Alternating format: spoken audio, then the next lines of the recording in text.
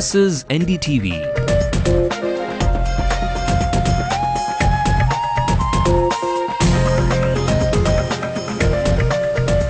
And you're watching Ndtv-Hindu.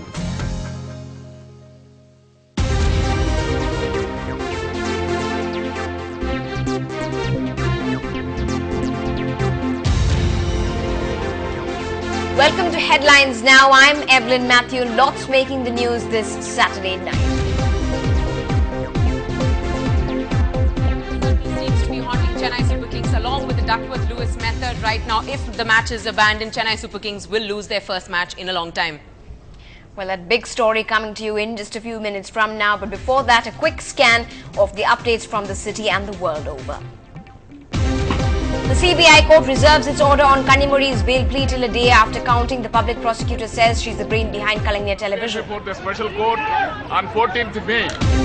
A huge fire in Nolambur reduces over 170 huts to ashes. Cause is not known, but police say no deaths reported. It's back to duty for 700 striking pilots of Air India after 10 days of strike and 20 crores of losses. The national carrier is back in action in Chennai as well. Social networking now opens avenues for governance. Kanyakumari enforces a plastic ban thanks to a government babu's virtual alert.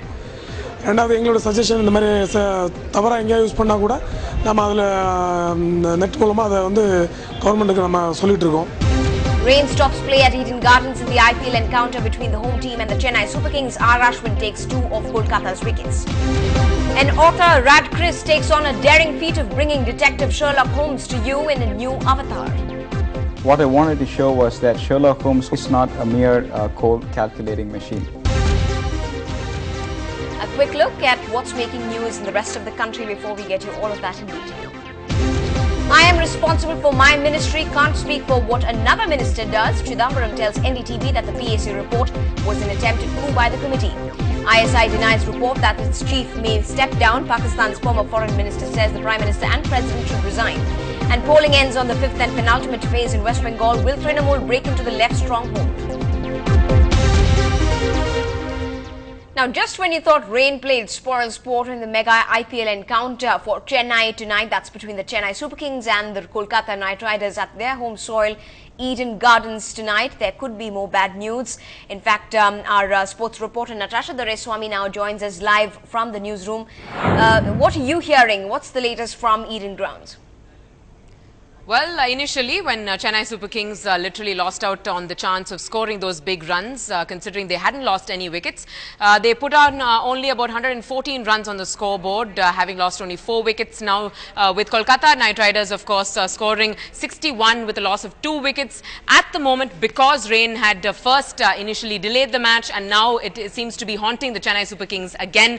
Right now, the match is delayed at this point, and officials right now are trying to calculate of course, whether if abandoned, Chennai Super Kings will lose this match because of the fact that Duckworth-Lewis method states that right now Kolkata Knight Riders are about 10 runs ahead of what Chennai Super Kings should be in order to win this match. So therefore, I correct myself actually, it is 9 runs ahead of what Chennai Super Kings should be in order to win this match. So therefore, a lot of sort of a waiting session right now for Chennai Super Kings at this point to see if the match is going to be abandoned, and if the showers continue. It seems right now that the showers are quite heavy, so therefore in all likelihood the match will be abandoned and Chennai Super Kings will be losing that first match in about 5 matches so far after having won back-to-back matches on home soil. This being their first away match right now that they've lost after the first 2 in the initial leg of this league.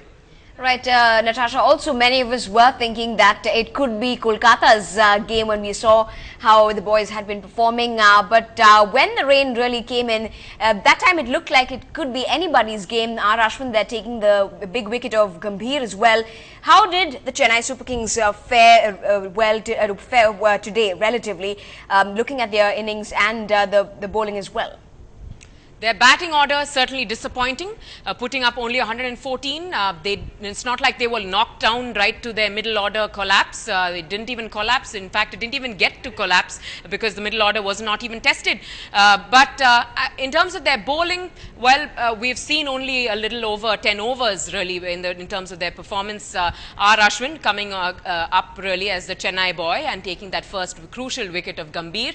And bowling section seemed to have really performed in comparison to the batting, because with 10 overs gone, or rather with 3.5 overs gone, they had scored only about 25, and then it doubled to about 43 after having bowled about 6 overs. So if you analyze that section, yes, they did restrict those runs. It was desperate measures really for R. Ashwin, and taking off Ian Morgan as well in the very beginning, and then following the skipper as well, Gautam Gambhir, the big hitter who could have possibly damaged Chennai Super Kings' chances. But right now, already being damaged, a lot of doubts with the score at 61 for the loss of 2 wickets for Kolkata Knight Riders.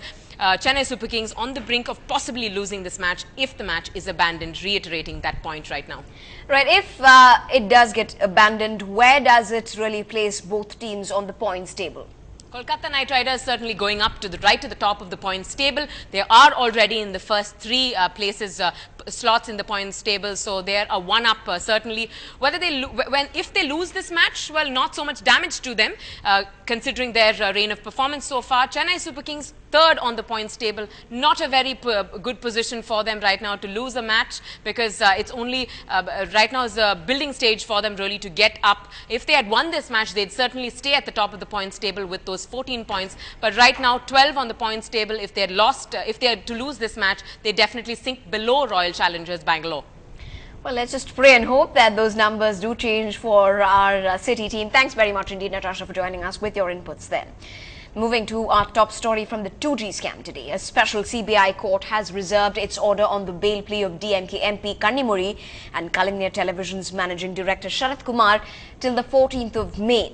The CBI has opposed the bail plea of the Chief Minister's daughter.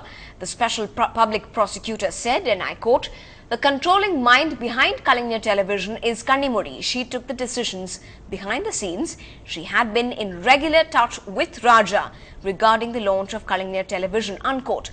The CBI has charge-sheeted Ms. Kannimuri as a co-conspirator in the 2G spectrum scam, currently being probed by the top investigating agency. The special court has asked Madam Kannimuri and Sharath Kumar to appear before the special court on 14th May. 14th May. Sir, there is a perception that's been created that the party is backing only Kannimuri and not A. Raja. I cannot answer now. Now, following the 2G report by the PAC's chairman Murali Manohar Joshi, the BJP had trained its guns on Home Minister P. Chidambaram, demanding a CBI probe into his role, accusing him of being directly responsible for the scam. The Home Minister has now hit back, saying the PAC report was an attempted coup by the committee, and these are petty political matters raised by petty political people. Speaking to NDTV's Vikram Chandra, P. Chidambaram raised questions of the conclusions of the PAC, which are of a different font and style compared to the rest of the report. Yesterday, Mr. Joshi told NDTV Chidambaram should have done more to stop the loot in the 2G spectrum allocation. Chidambaram said he was responsible for his ministry and cannot speak for what another minister does. But for a couple of days now, we have seen the Bharatiya Janata Party training its guns on the Home Minister, Mr. P. Chidambaram, in connection with the 2G scam, and we now do have Mr. Chidambaram with us for this very special interview. Thank you so much for agreeing to talk to us. You've been, of course, hearing the statements that have been coming from the BJP, from Mr. Gadkari and from Mr. Yashwant Sinha, essentially saying that they would like to indict you in the 2G scam. How do you respond to this? Well, they are not the prosecutors nor the investigators. I think many of them represent the aging leadership of the BJP, which is still not reconciled to the fact that 3 things happened. Firstly, they lost in 2004, they lost in 2009, and third and most important, a younger leadership has taken over the parliamentary party.